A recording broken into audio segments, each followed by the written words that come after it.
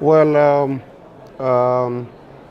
as we are concerned as a Kenya Airports Authority, Kenya Airways is our sister company, as we can call it.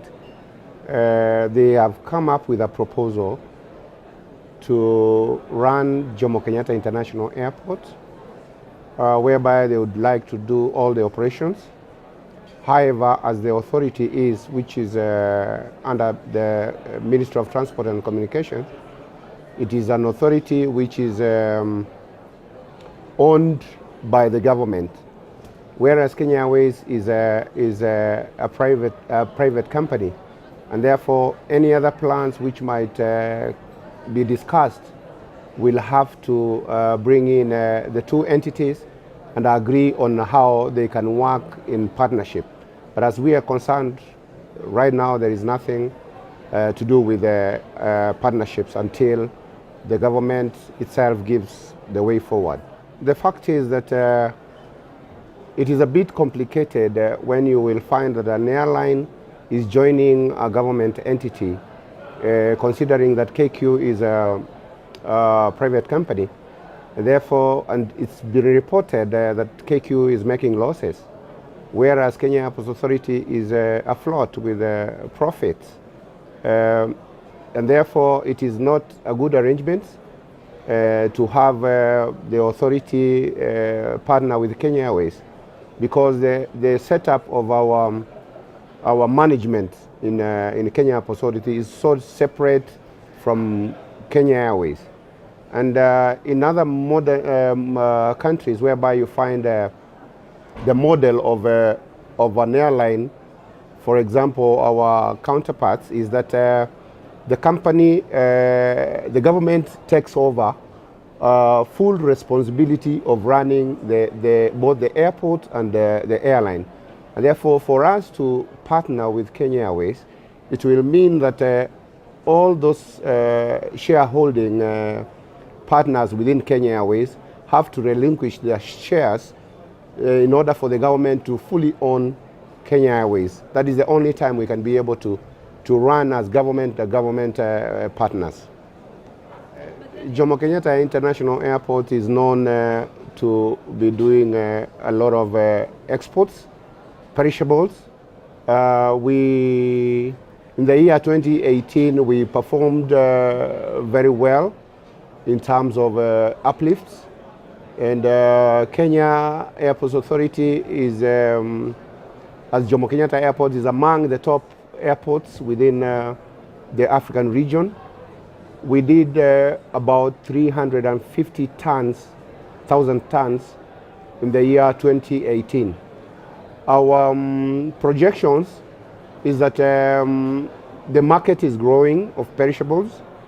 We are now looking at the Far East, Australia, Japan, China, and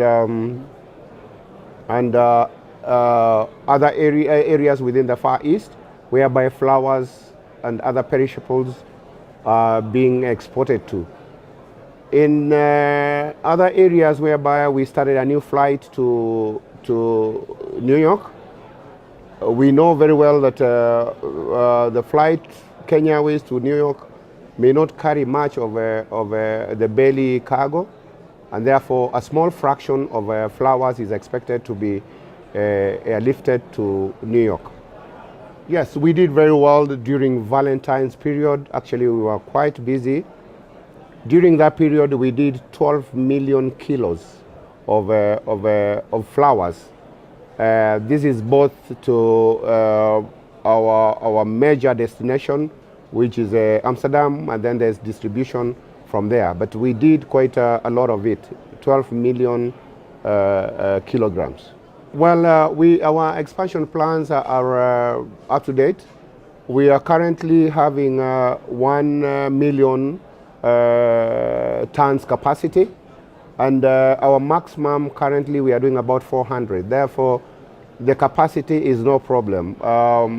We are also expanding facilities whereby by mid of this year, would have increased our capacities to 1.2 million because there are new developments going on for cargo and perishables.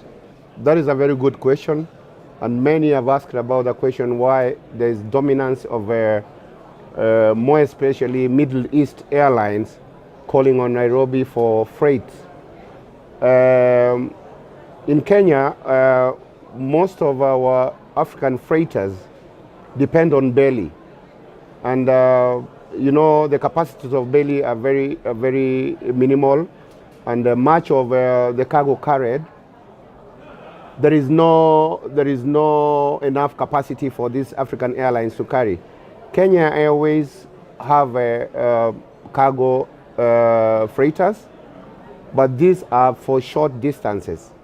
But for the non-African carriers, they have bigger aircraft, wide-bodied aircraft, and therefore they have dominated the market. We have no capacity as African airlines to compete with the non-African airlines.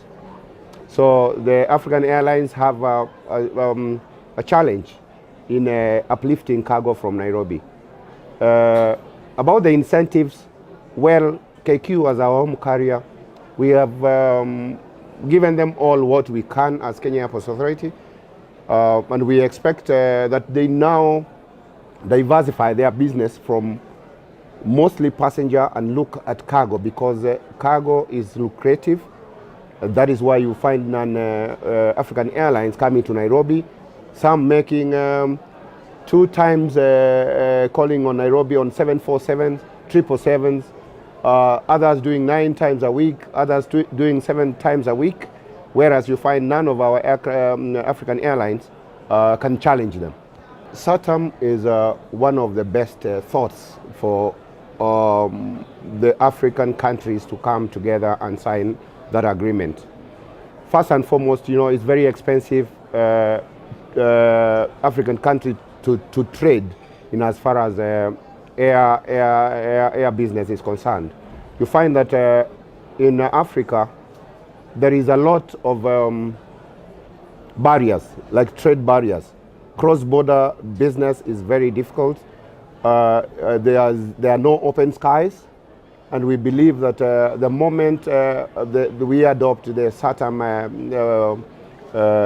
process, we will be able to trade as Africans. We'll be able to trade easily. We'll be able to accommodate even the landlord countries.